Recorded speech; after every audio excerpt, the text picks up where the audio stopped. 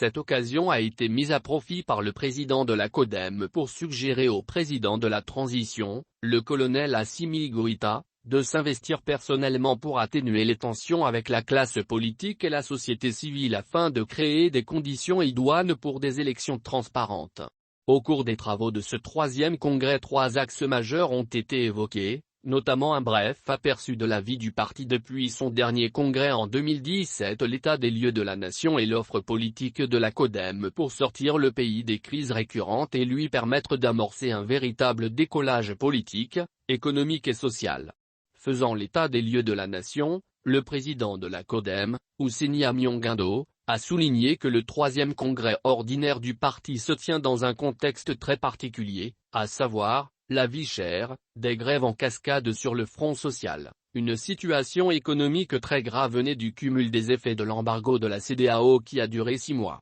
des séquelles de la pandémie du Covid-19 et de la guerre en Ukraine, l'insécurité grandissante dans presque toutes les régions, voire les environs de Bamako, la montée en puissance des groupes terroristes, notamment l'AIG et le JNION, les affrontements récurrents, d'une part, entre les groupes terroristes, et d'autre part entre ces derniers et les mouvements signataires de l'accord pour la paix et la réconciliation, le mécontentement grandissant des groupes armés signataires de l'accord pour la paix et la réconciliation, APR, notamment l'ACMA, l'expansion du terrorisme sur les zones de grande production agricole avec la menace de famine en filigrane.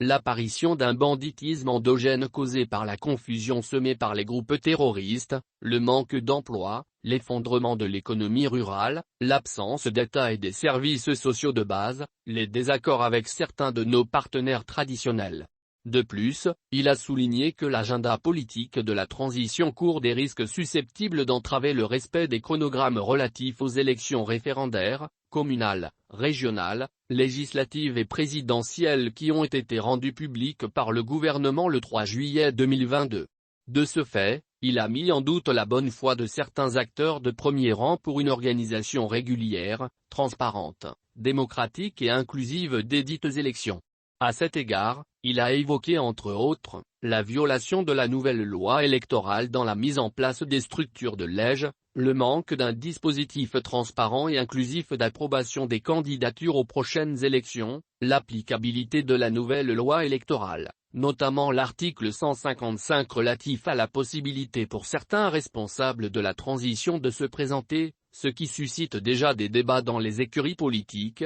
les nombreux griefs relatifs au projet de la nouvelle constitution, le manque de fichiers électoraux fiables jusqu'à nos jours, l'intransigeance des autorités à rendre opérationnel l'EJ sans la quasi-majorité de la classe politique et l'inadaptation de l'actuelle charte des partis politiques au contexte actuel. En somme, le président de la CODEM a lancé un appel aux plus hautes autorités à prendre les dispositions idoines pour l'organisation et la tenue d'élections apaisées et sécurisées, devant garantir le succès du processus électoral de 2023 à 2024.